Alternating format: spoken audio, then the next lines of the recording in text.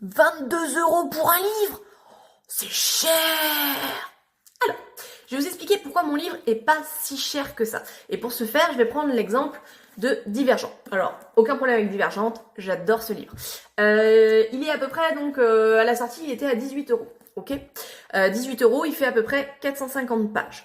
Le mien en fait 500, donc j'ai envie de vous dire, c'est à peu près kiff bourricot. Sauf que là où c'est intéressant, c'est quand on regarde à l'intérieur.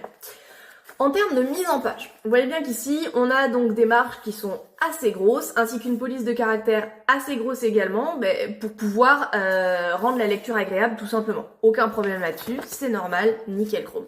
Sauf que, là où j'ai été embêtée, c'est que quand j'ai voulu mettre, et quand j'ai voulu faire la mise en page de mon livre, avec ces mêmes critères de mise en page, et bien je me suis retrouvée avec un livre qui faisait plus de 700 pages. Donc autant vous dire que là, en termes de coût d'impression, on arrivait à des sommes assez faramineuses. Ça m'aurait obligé à monter le livre à 25 €. Et là, vous auriez encore plus tiré la gueule. Donc, pour que ce soit à peu près acceptable pour tout le monde et un bon compromis. Hop là. Et comme vous pouvez le voir, j'ai rogné énormément sur les marges. Et je suis passée sur une police de caractère un petit peu plus petite, un petit peu plus condensée. Alors, ça se lit très bien, je vous rassure, mais du coup, forcément, on est sur un livre qui est assez dense. Et c'est ce qui nous emmène, et c'est ce qui fait que je suis arrivée à caler ça sur 500 pages.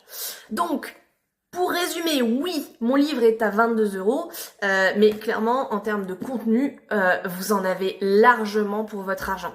Donc, je vous rassure, avec moi, il y a zéro arnaque, que du bonheur, c'est promis.